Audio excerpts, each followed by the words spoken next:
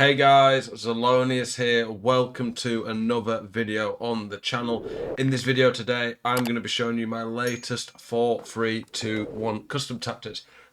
So, my team has improved drastically over Black Friday. I'm going to assume a lot of yours have as well. I'm not expecting everyone to have as good a team as this one for the 4-3-2-1, but I will talk you through all the types of players you want in it, the type of positions that work. But you really don't need a special team like this. Obviously, I've got far from the best team in the game, but it is a very good team. It's going to be somewhat similar to this 4-3-2-1 tactics I was running at the beginning of the year. Run that with a much worse team and still got good success. But it's just slightly adapted and a few things I've picked up and learnt from the game as we've gone on. So as always, if you like this video, please do leave a like. Any comments you've got, I always try my best to read them and give feedback. And I appreciate feedback. And of course, if you're new around here and you like tactics videos, I do these pretty much a few times a week. Gameplay tips, tutorials, review of latest cards, talking about the best cards, all that stuff to help you improve the game. Please do consider subscribing. But yeah, the 4-3-2-1, pretty crazy. One of the best tactics in the game for probably the last 3 FIFAs. Still very, very good this year. For anyone who's new around here, if you're not, you'll know that this is what I do. But when it comes to custom tactics, I tend to have 2 versions of them. I'll have one version that I start the game, and that's normally in my defensive slot. It's a bit more neutral, I guess. It's not too attacking, not too defensive. And then my attacking one will be one that I can switch to. If I'm a goal or 2 down, I just need to up the press and get in my opponent's face a bit.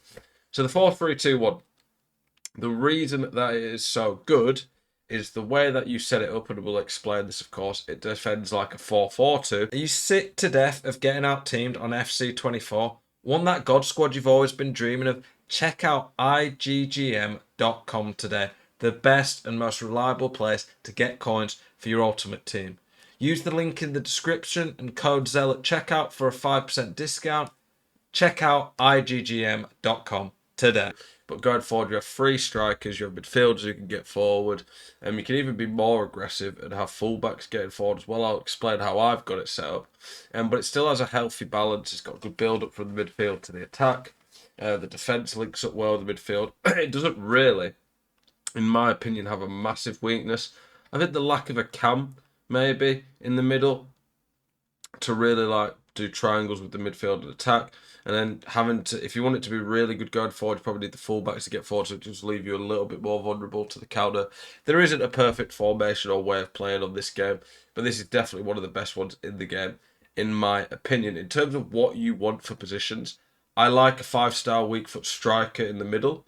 Some of the best play styles, things like technical, Trivela, and of course finesse.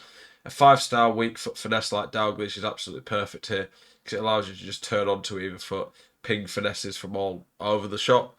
On the left or right, you either want a left footer for Trivelas or someone who's got gold finesse and right footed.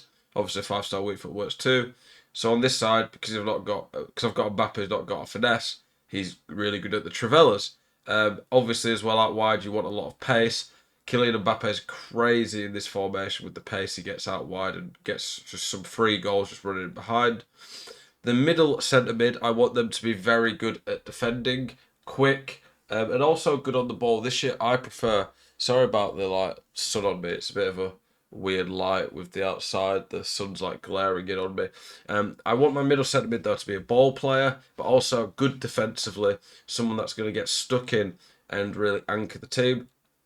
Outside centre mids, box to box, really well rounded. Quick's pretty good so they can get up and down. I like them to have a good shot. Sawa and Patelas both do, and they score a lot of goals for me. They're always going to be a Trivela threat as well. You can see how I've got a left footer on the left, a right footer on the right. This is on purpose to make sure I can hit Trivelas with them both. I scored quite a few this weekend doing that. Because there's 3 attackers running forward, having these guys on the outside to hit Trivelas, they're not as easy to mark and just opens up space for them. The fullbacks, the way I play this, I like them to get forward.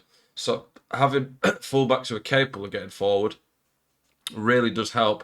Simply put, it means that when they're on the ball, they're going to be able to do something. They're going to be able to help with cutbacks, help with the build-up. Lorente's not the best for that, but he's still pretty good. And Bakker is obviously very good going forward. In terms of the tactics, very simple. Honestly, this is very similar to what I play with a lot of tactics. I don't think the tactics, for the most part, really there's that much difference you need to change across most formations.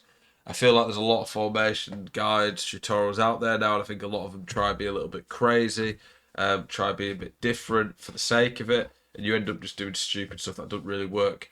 It's the instructions and the formation itself, I think, where you need more change. But balanced, 40 width, so quite compact. You can stop the out wide by yourself, but if your width's too high, it's just easy to get in through the middle. Fairly high depth, not too high, so we're not getting the crazy auto press all the time, but we're also not pressing. Balanced direct passing works very well for me, has for about 4 years now. The width low enough that, well, it's in the middle, but it's low and high enough that it kind of just gives us good balance. Players in box quite high. I like having quite a few players on corners, to be fair. It just makes it hard for them to defend. And then the instructions, this is the important bit of this formation. You have to decide if your left or right forward is going to be the one who comes back and sits on defends the wing. For me, I've got Mbappe doing that. Mbappe is the fastest player on my team, so he's going to be on the wing more. I want Mbappe to be able to burn down the wing a lot more, so he's on comeback on defence. And then whoever the opposite side centre mid is, so in this case it's Patelas, you want them on cover wing. So you can see Patelas, she's on cover wing, and Mbappe's on comeback on defence. If Hansen was on comeback on defence, then Sawa would be on cover wing. But in game, effectively, Sawa and De Jong are going to be on cover centre. They're going to be in the middle, the two middle centre mids in a 4-4-2. Patelas will cover one wing, and Mbappe will cover the other. So it'll defend like a 4-4-2. Dalglish and Hansen are on stay central, stay forward. I wanted Hansen there for the finesses. It allows me to get it to a quicker and just hit finesses. The middle centre mid for me is always on stay back while attacking. I want them to sit back and offer me an out ball that I can go to, but also just defensively pretty sound. Balanced on both the centre mids, but one's cover centre, one's cover wing. And then balanced on both of the fullbacks. Some people prefer, when they run this, to have balanced on the fullback on the same side as the guy who's on comeback, and then they'd have stay back on the opposite side. I don't do this. I don't think you need to do this. It does leave you slightly more vulnerable, but I think going forward it makes formation quite a bit better. That's just my personal opinion and the way I play it. In terms of the more aggressive one, literally the exact same tactic, except for press after possession loss and we up the depth to 71. This is fairly noticeable game. You will find that it's a lot more aggressive having press after possession loss. As soon as you lose the ball, your team are instantly bombing forward trying to get the ball back. And 71 depth just means you're auto-pressing, offside trapping a lot. For the instructions, pretty much the exact same, to be honest. Other than I don't have Mbappe and come back on defence, I have him on basic defence support. He still will defend a bit, but I want to be a little bit more aggressive going forward. The rest of the midfield are the exact same. You could put your fullbacks to overlap. It is something I toyed with, but I think it's just still a bit too aggressive. I've just got my right forward not coming back as much, so it does turn into a bit more of a traditional front three a lot of the time. But yeah, this formation, great going forward. Lots of creative options. Your fullbacks really do get involved as well. It's really a formation that involves everyone in the game. Your midfielders get to it, long shots. Defensively, pretty sound as well. Not my favourite or best formation when it comes to defending, but as an all-round formation, it's probably somewhere around top 5 minimum, top 3 in the game. Hope this video has helped you out. If you do have any questions, please do let me know. As always, I appreciate your support. Keep it spicy. I'll see you guys in the next one. Peace.